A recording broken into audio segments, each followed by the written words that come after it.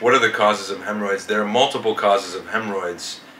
In women in particular, pregnancy tends to be one particular risk factor for hemorrhoids. Multiple things contribute to that. The first is that when women are pregnant, the volume of blood or fluid circulating through the arteries and veins are increased. And that puts more pressures on the veins all throughout, but particularly at the anus and the lower rectum, increasing their chances of developing hemorrhoids. In addition, progesterone causes the wall of the vein to become a little bit softer, and those veins can then engorge and get bigger. During the second and third trimester of pregnancy, when the uterus is large, it puts pressure on the veins and does not allow them to freely or easily flow back to the heart, and that also increases the pressure.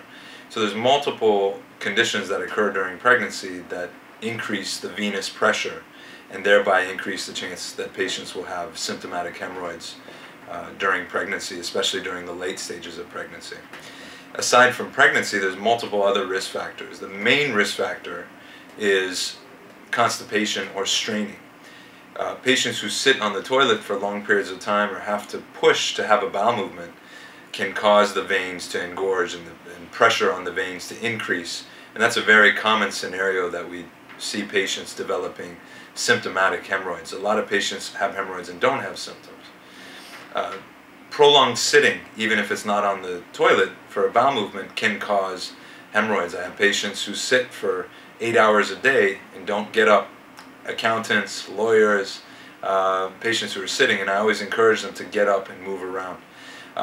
Other causes of hemorrhoids are in bicyclists or patients who do certain exercises such as weightlifting. It's very common that I see patients develop external hemorrhoids after long bicycle rides, or patients who do squats and breathing techniques that I teach the patients really help to prevent some of these, as well as Kegel exercises help to prevent some of these hemorrhoids from occurring in these situations, as well as adequate hydration and lots of water and fiber. You know, the other thing I should mention that I should throw in here somewhere is that 50% of people in the world have hemorrhoids. So it's a much more common condition than we think about. Nobody likes to talk about them, but 50% of people in the world actually at some point in their adult life will develop hemorrhoids. Some become chronic, some people just have it for a short period of time, but it's a really common condition.